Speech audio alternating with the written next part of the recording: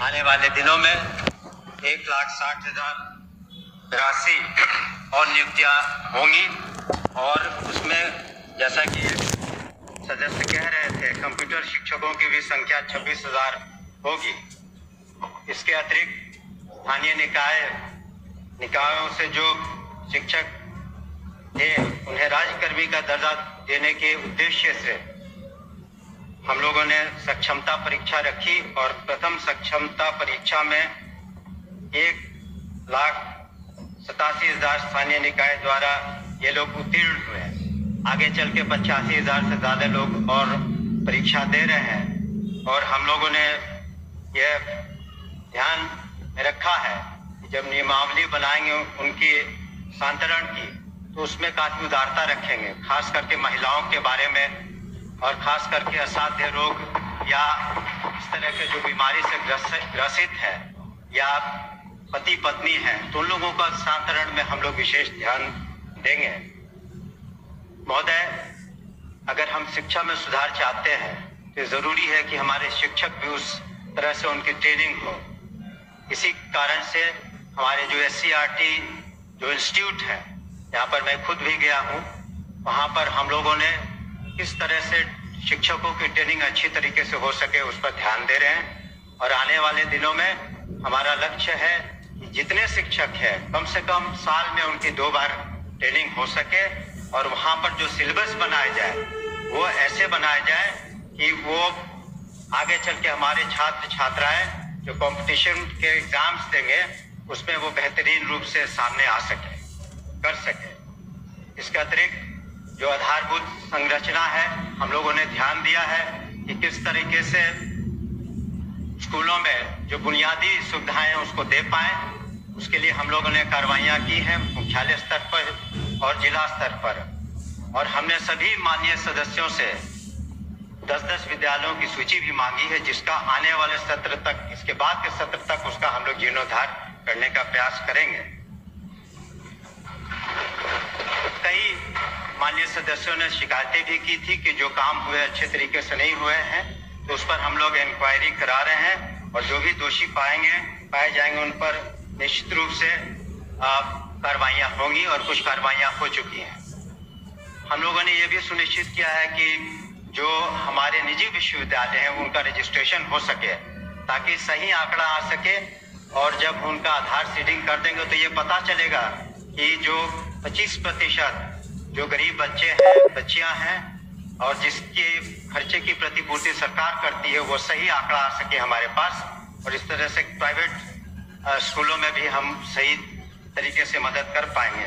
परीक्षा संचालन में एक बहुत बड़ी जिम्मेवारी है हमारी और पिछले साल 1,35,00,000 से ज्यादा छात्र छात्राओं ने परीक्षा दी और जो बिहार स्कूल एग्जामिनेशन बोर्ड है इस बार जो हम लोगों ने बिल लाया है उसके अनुसार अब ऑनलाइन परीक्षाएं भी संभव हो पाएंगी।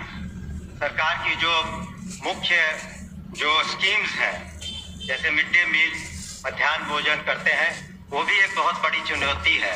उसमें नित्य 1 करोड़ करीब 10 लाख बच्चों को हम मध्याह्न भोजन सही तरीके से देते हैं और उसमें जो अगर शिकायतें मिलती हैं तो हमारे कमांड कंट्रोल सेंटर पर कोई भी व्यक्ति उसके बारे में सूचना दे सकता है, उसके बारे में हम कर सकते हैं और डायरेक्ट बेनिफिशियरी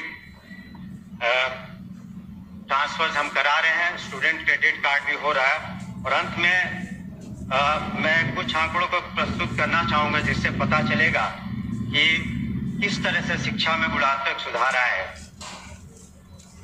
शिक्षकों की संख्या महोदय 2006 में 1,80,000 थी, इस बार 2024 में 5,77,000 है। इस तरह से विद्यालय में जो छात्र और शिक्षक का अनुपात था पहले जो 65 और 1 का था अब 32 और 1 का हो गया।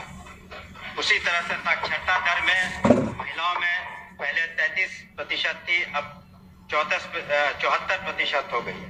आउट ऑफ स्कूल चिल्ड्रन जो है 1% से कम हो गए हैं और बजट में 11 गुना से ज्यादा वृद्धि हुई है। अतः मैं अपने शेष अब एक मिनट कहाँ टाइम है, आप समय कहाँ है?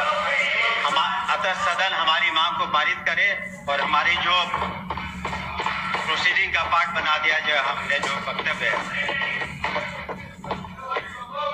क्या माननीय सर श्री अजय कुमार सिंह अपना कटौती प्रस्ताव वापस लेना चाहते हैं? बोलेंगे तब ना। हाँ तो महोदय पुनः आग्रह प्रोसीडिंग का बताइए। प्रश्न यह है कि शीर्षक की मांग 10 रुपए से घटाई जाए। जो इस प्रस्ताव के पक्ष में वे हाँ कहें। अरे आप ही नहीं बोल रहे हैं अजय जी। अरे आप कहें तो आप तो बोलिए। जो इस प्रस्ताव के विपक्ष में वे ना कहें। मैं समझता हूं कि विपक्ष बहुमत है, यह प्रस्ताव अस्वीकृत हुआ। अब मैं मूल प्रस्ताव को लेता हूं।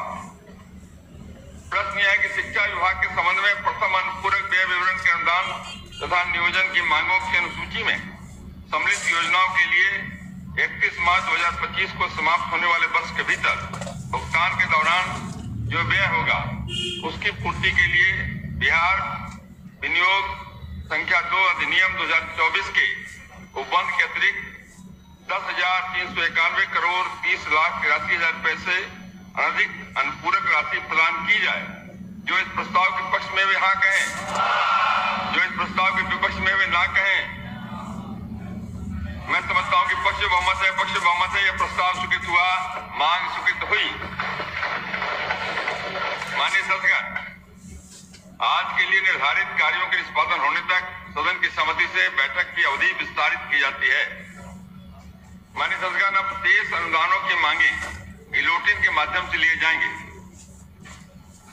प्रश्न यह है कि प्रथम अनुपूरक व्यय विवरण के अनुदान तथा नियोजन की मांगों की सूची में सम्मिलित योजनाओं के लिए 31 मार्च 2025 को समाप्त होने वाले वर्ष के भीतर भुगतान के दौरान जो व्यय होगा उसकी पूर्ति के लिए बिहार विनियोग संख्या 2 अधिनियम 2024 द्वारा स्वीकृत राशि के अतिरिक्त कृषि विभाग के मांग संख्या 1 कृषि विभाग के संबंध में 303 करोड़ 35,45,000 रुपए, मांग संख्या 2 पशु एवं मत्स्य संसाधन विभाग के संबंध में 310 करोड़ 52,49,000 रुपए, मांग संख्या 3 भवन निर्माण विभाग के संबंध में 2,847 करोड़ 47,97,000 रुपए, मांग संख्या 4 मंत्रिमंडल सचिवालय विभाग के संबंध में 41 करोड़ 44,96,000 रुपए, मांग संख्या 6 निर्वाचन विभाग के संबंध में 87 करोड़ 85 लाख रुपए, मांग संख्या 7 निगरानी विभाग के संबंध में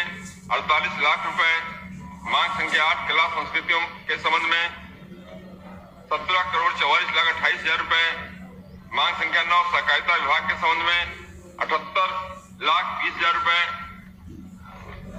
मांग संख्या 10 ऊर्जा विभाग के संबंध में 7,885 करोड़ 1,35,000 रुपए, मांग संख्या 11 पिछड़ा वर्ग एवं अति पिछड़ा वर्ग कल्याण विभाग के संबंध में 12 करोड़